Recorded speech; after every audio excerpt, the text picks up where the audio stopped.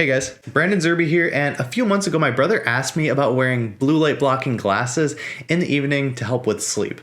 And what I've learned is that unless I've taken the time to research the topic and post about it on the My Health Sciences website, I never really know the answer for sure. Sure, I've seen the advertised benefits for blue blockers when it comes to sleep quality, eye fatigue, and macular health, but what does the research actually show? Should you wear blue blockers every single night in the evening before bed to help out with sleep quality? And even if you should, what's my gold standard alternative that's kept me from making the purchase? So, let's get into it. So previously, I've talked about morning light exposure in a post called A Morning Routine Must. In that post, I detailed how outdoor early morning light exposure can help set our circadian rhythm for the day, halt melatonin production for the day, which causes sleepiness, and jumpstart cortisol production for the day, which leads to alertness. It's one of the healthier habits that you can get into doing each morning. But what makes morning light exposure so effective is that it's predominantly blue light entering the eyes. Whereas when the sun sets in the evening, that blue light dissipates and that warm red light surges. And this warm red light has much less of an effect on halting melatonin production. It's why using warmer, redder lights in the evening can be much more effective at preparing your body for sleep than cooler, bluer lights. In one particular study, they measured subjects' evening melatonin production based on various controlled environments. In one of the environments, they had organic LEDs, whereas another environment, they had your typical LEDs. And organic LEDs produce a slightly warmer temperature compared to typical LEDs. And so they theorized that subjects that were lit with these organic LEDs would have a higher melatonin production compared to the typical LEDs that you see. And that's exactly what they found, was salvatory melatonin production being increased by about 25% in the organic LED group compared to the typical LED group. Another study found that the strongest melatonin suppressing effects came from the short wavelength light spectrum between 446 and 477 nanometers, which appears as blue to the eyes. Whereas further analysis of 15 different studies found that the maximum melatonin suppressing effect came at around 424 nanometers, which appears to violet as the eyes. So I think to be safe, we can say that anything between 420 and 480 nanometers in that wavelength should be avoided in the evening if you want to improve your overall sleep quality. So do blue light blocking glasses work if they're targeting that light spectrum? From all the evidence that I could find, it seems that there's strong evidence to say, yes, they do help. In a randomized controlled trial, blue light blocking glasses were shown to increase total sleep time, improve sleep quality, and decrease time to fall asleep. In almost all measures, it appears that wearing blue light blocking glasses in the evening seems to help out with sleep in almost every way. This last study's conclusion seems to sum up blue blockers' benefits the best. Amber lenses represent a safe, affordable, and easily implemented therapeutic intervention. And if you're now thinking about going out and buying a pair of these blue light blockers,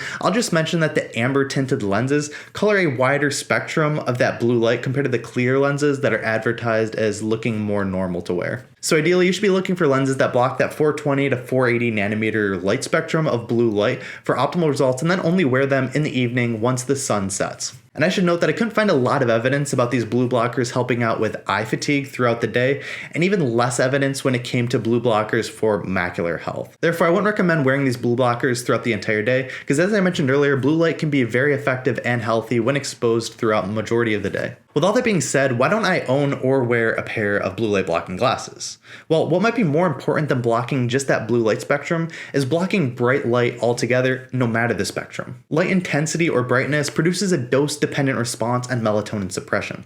So the brighter the light, the more the melatonin is being suppressed. So remember that study I mentioned earlier about organic LEDs versus LEDs? Well, what I didn't mention is that there was a third environment that was lit by dim light. And that dim light group had double the salvatory melatonin levels as the organic LEDs. Double. And another study compared the use of an iPad for reading just before bed compared to a paper book. And not only does a paper book not produce blue light, but doesn't really reflect much total light in general. And the participants reading off of the iPad took longer to fall asleep and had reduced evening sleepiness, reduced melatonin secretion, later timing of their circadian clock, and reduced next morning alertness than when reading a printed book. So here are the 5 things that I do instead of wearing blue light blocking glasses that I think is the gold standard alternative. Number 1, auto-dimming lights. While blue blockers are cheap and easy to use, what I've done instead is I've replaced all the light bulbs in my bedroom, my living room, and my bathroom to these Hue smart bulbs.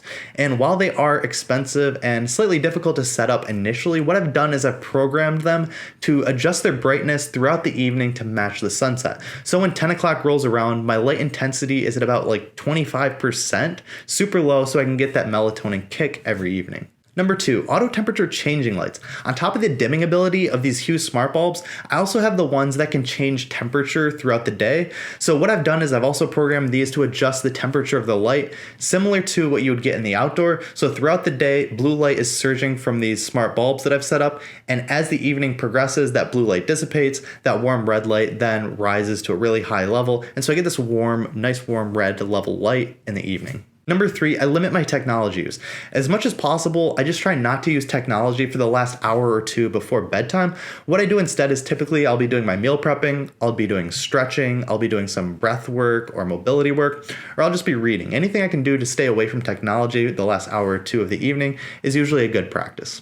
Number 4, auto-dimming technology. What I've done is I've set up all my technological devices so when I do use technology in the evening, it automatically dims itself based upon the time of day. And it's actually kind of funny. So I've set up a mode on my TV where the brightness and the backlight are dropped almost to 0.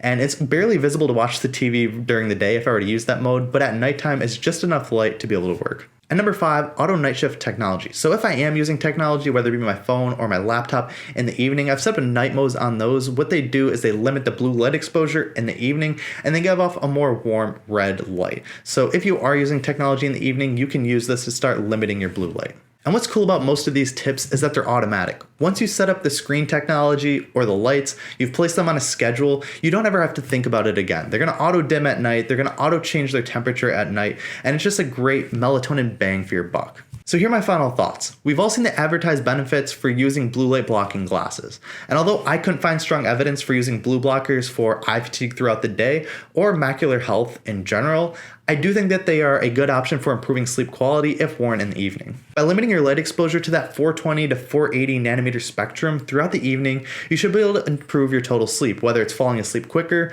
staying asleep longer, or waking up less throughout the night. Overall sleep quantity should be improved by wearing blue blockers. But if you're crazy like me and you want to live the healthiest life possible, then I think limiting technology use altogether within an hour or two before bed is probably optimal. And if you have the time and money to invest in smart bulbs to place throughout your house that automatically adjust both their brightness and their temperature to match up better with natural light, then all the better. And maybe you have a pair of those blue light blocking glasses when these ideal scenarios aren't possible. Because to me, that sounds like a life that's both healthier and happier. Thank you guys for stopping by and checking out this week's post. If you did like this video, please let me know by hitting the like button. It not only lets me know what kind of content I should be producing, but it definitely helps out the channel. If you have any questions, drop them in the comments below. I'll be sure to answer those. And if you want to see more videos like this, please subscribe to my YouTube channel. Lastly, I offer a free health kit, which has my top 10 sleep tips, 1 whole foods plant-based recipe, and a mobility workout that you can stream on any device. That is free. There's a link down in the description for that. It also gets you signed up to my weekly newsletter, where I provide the 3 most important things that I've read, watched, or listened to within the past week. All of that completely free. Link down in the description if you're interested in that. Thanks again for watching, and I look forward to seeing you guys next week.